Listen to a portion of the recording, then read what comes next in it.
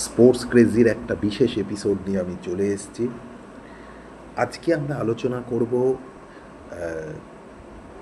Hong Kong versus ভারতীয় football নিয়ে, এবং ভারতীয় ফুটবল নিয়ে আজকে আমরা আলোচনা করব। এটা অনেকটা এক্সপেক্টেড হয়ে গেছে যে ভারত যখনই কোনো ম্যাচ খেলতে নামবে ভারত হারবে ফুটবলে, মানে এটা একটা সমার্থক শব্দ হয়ে গেছে। আমরা যে ম্যাচই খেলতে নামবো আমরা হারবো। কিছু চান্স আমরা ক্রিয়েট করব, তারপর সেই চান্স থেকে গোল হবে না, উল্টে আমরা গোল কনসিড করব, গোল কনসিড করে আমরা ম্যাচটা হেরে যাব। এবং গতকাল এশিয়ান কাপ ফুটবলে কোয়ালিফাইং ম্যাচ ছিল, আমাদের প্রতিপক্ষ ছিল কিন্তু হংকং।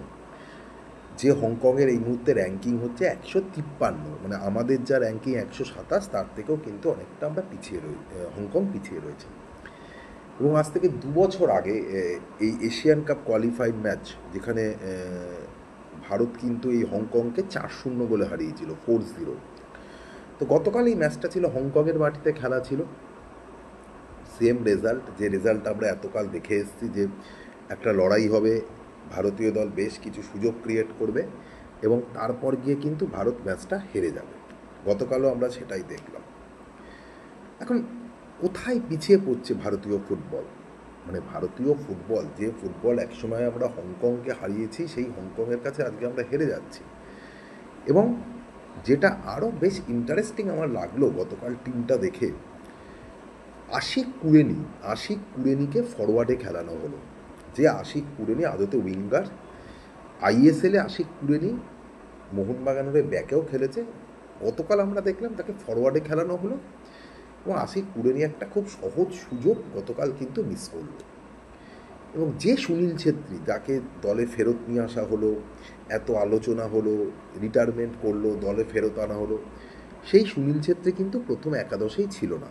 60 মিনিটের মাথায় সুনীল ছেত্রীকে নামানো হলো, তারপর সুনীল ছেত্রী কিছু চান্স ক্রিয়েট করলো। এখন এই যে ভারতীয় ফুটবল দিনে দিনে পিছিয়ে পড়ছে, এবং এটা প্রমাণিত হয়ে যাচ্ছে যে আইএসএলের ফুটবল স্ট্যান্ডার্ড এবং ইন্টারন্যাশনাল ফুটবল স্ট্যান্ডার্ডের মধ্যে কিন্তু কতটা পার্থক্য রয়েছে।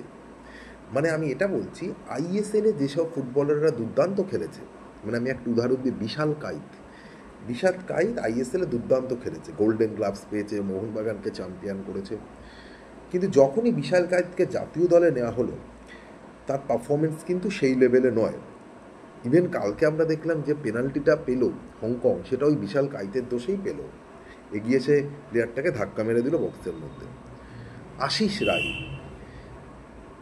এই যে প্লেয়ারগুলো, বা আশিক কুরেনি যারা মোহনবাগানের হয়ে খেলেছে, বা ব্র্যান্ডন ম্যাককালাম যারা আইএসএলে ফুল ফোটাচ্ছে, যখনই তারা জাতীয় দলে যাচ্ছে তারা কিন্তু সেই লেভেলে পারফরমেন্স করতে পারছে না।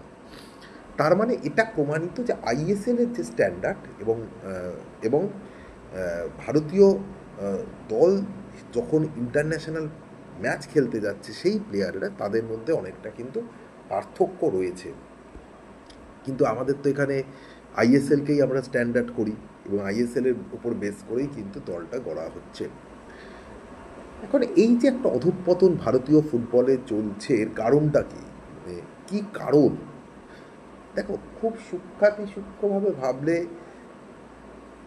আমাদের যে প্লেয়ারদের পিক করা হচ্ছে, যে প্লেয়ারদের নেওয়া হচ্ছে, তারা কি তাদের সেই ফুটবলটা এখন মানে ইন্টারন্যাশনাল ফুটবল খেলার মতো যোগ্য?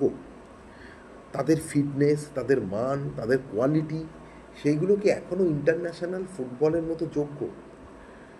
মানে আমি এটা বলছি না যে এদেরকে রিপ্লেস করলে বিশাল কিছু হয়ে যাবে, কিন্তু তুমি সেই প্লেয়ারগুলোকেই কন্টিনিউ করে যাচ্ছ যারা দীর্ঘদিন ইন্টারন্যাশনাল ফুটবলে খেলে গেছে, তাদের মধ্যে এখন আর কিন্তু সেই ক্যাপাবিলিটিটা নেই। তুমি সন্দেশ জিঙ্গানকে এখনও খেলিয়ে যাচ্ছে। সন্দেশ জিঙ্গান নো ডাউট একসময় ভারতীয় ফুটবলের one of the best defender ছিল, কিন্তু এখন সন্দেশ জিঙ্গানের সেই পারফরমেন্স কোথায়? আশিস রায় কী পারফরমেন্স করছে? তুমি এই যে প্লেয়ারগুলোকে ঘুরিয়ে ফিরিয়ে খেলিয়েই যাচ্ছ, তুমি সুনীল ছেত্রীকে পিক করেছো, no doubt Sunil Chhetri international ফুটবলে তার প্রচুর গোল আছে, কিন্তু সেই সুনীল ছেত্রী এবং এই সুনীল ছেত্রী, তাদের মধ্যে কিন্তু কোনো পার্থক্য নেই।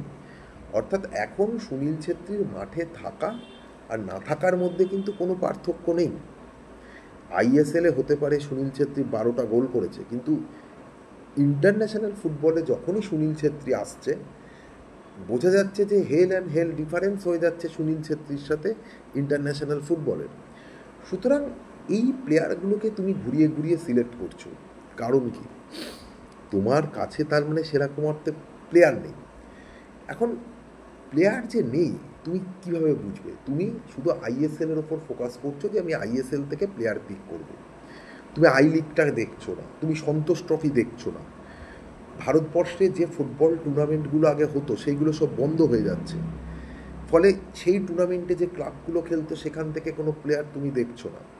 তুমি ফোকাস করছো আইএসএলে, এবং আইএসএল থেকে যে প্লেয়ারগুলোকে তুমি জাতীয় দলে খেলাচ্ছ এটা প্রমাণিত হয়ে যাচ্ছে যে আইএসএলের কোয়ালিটি এবং তারা যখন ইন্টারন্যাশনাল ফুটবলে আসছে তাদের কোয়ালিটি দুটোর মধ্যে কিন্তু অনেক অনেক অনেক ডিফারেন্স রয়েছে। কোথাও গিয়ে আমার একটা মনে হচ্ছে যেন একটা এজেন্ট প্রসেস রয়ে গেছে, যে এই যেমন ফরেনার সিলেকশন দেখবে এখন ভারতীয় ফুটবলে একটা স্পেনের যুগ চলছে, স্পেনের কোচ, স্পেনের ফুটবলার, এটা কিন্তু পুরোপুরি একটা এজেন্ট ভিত্তিক হয়ে গেছে। এজেন্টরা কি করছে?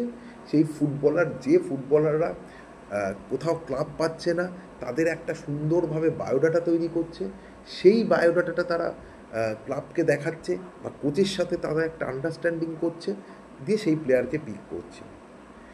জাতীয় দলে কে খেলবে যদি তুমি দেখো, এই জাতীয় দলের অধিকাংশ প্লেয়ার পিক হয় ব্যাঙ্গালোর থেকে, জাতীয় দলের অধিকাংশ প্লেয়ার পিক হয় গোয়া থেকে। কি বেসিসে? আদার যারা ক্লাব রয়েছে সেখানে কি ভালো ফুটবলার নেই? বা আই লিগে যারা ভালো খেলছে তারা কি খেলছে না? তুমি ডেভিডকে, যে ডেভিড প্রচুর গোল করেছে, তাকে তুমি সুযোগই দিচ্ছ না। লাল সানরান বিকা, যিনি 13টা গোল করেছে আই লিগে, তাকে তুমি সুযোগই দিচ্ছ না। কারণ কি? তাদের সেই এজেন্টটা নেই যে এজেন্ট তোমাকে পুশ করবে। স্কাউটিং কোথাও নেই। আজকে যদি দেখো আইএসএল থেকে প্রচুর ক্রিকেটার উঠে আসছে, আইএসএলের যে ফ্র্যাঞ্চাইজিগুলো রয়েছে তারা স্কাউটার রেখেছে, যে স্কাউটাররা ঘুরে ঘুরে বিজয় হাজারে ট্রফি, বিভিন্ন ট্রফি দেখছে, লোকাল লিগ দেখছে, সেখান থেকে প্লেয়ার পিক করছে। কিন্তু আমাদের ফুটবলে কোনো স্কাউটার নেই, এক সময় ছিল এখন নেই। ফলে এই ফুটবলারটি এখানে ভালো খেলছে সেই খবরটা কোচের কাছে কে পৌঁছাবে? সে স্কাউটাররা পৌঁছাবে। আই লিগ তুমি দেখছো না, আই লিগ থেকে তুমি পিক করছো না, তোমার মধ্যে এই মাইন্ডসেট যে আইএসএলে সমস্ত ভালো প্লেয়াররা রয়েছে।